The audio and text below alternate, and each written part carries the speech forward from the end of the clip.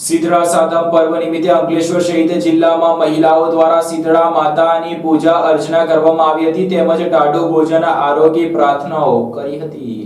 અંકલેશ્વરમાં વિવિધ વિસ્તારોમાં શીતળા સાતમ નિમિત્તે પૂજા અર્ચના સહિતના વિવિધ કાર્યક્રમો યોજાયા હતા। અંકલેશ્વર શહેરમાં શ્રાવણ સુદ સાતમના પવિત્ર દિને હિન્દુઓના ધાર્મિક તહેવાર ગણાતા શીતળા સાતમની પૂજા અર્ચના માટેના વિશેષ કાર્યક્રમો યોજાયા હતા। શીતળા સાતમના આગલા દિવસે સ્ત્રીઓ ઘરે રસોઈમાં વિવિધ પકવાન બનાવે છે। સવારે સ્ત્રીઓ ઠંડા દૂધ, જળ, ચંદન, ચોખા, કંકુ વગેરે દ્રવ્યોથી શીતળા માતાની પૂજા કરે છે। માન્યતા છે કે આ વ્રત કરવાથી સંતાન પ્રાપ્તિ થાય છે તેમજ બાળકો જો વારંવાર માંદા અર્થાત બીમાર પડતા હોય તો તેને પણ માતાજી રોગ મુક્ત કરે છે તેવી ભક્તોની માન્યતા છે। શીતળા માતાની પૂજા અર્ચના કરી વિવિધ પકવાનની સાથે વેલા ચડાવી આરતી કરી માતાજીની સ્તુતિ કરવામાં આવે છે અને મહારાજને દક્ષિણા આપી આશીર્વાદ મેળવવામાં આવે છે તેમજ આખો દિવસ ટાઢું ભોજન જમવામાં આવે છે। ત્યારે અંકલેશ્વરના ગાયત્રી મંદિર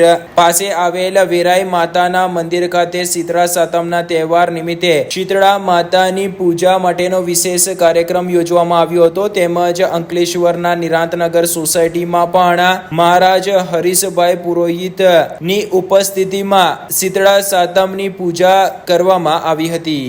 ગાયત્રી મંદિરની બાજુમાં વેરાઈ માતાનું શીતળા માતાનું ને બળિયાદેવનું મંદિર છે। બહુ વર્ષો પુરાણી આ શીતળા માતાની પૂજા થાય છે, હજુ બી ચાલુ રહેશે એવી ભાવિ ભક્તોને શુભેચ્છા પાઠવું છું।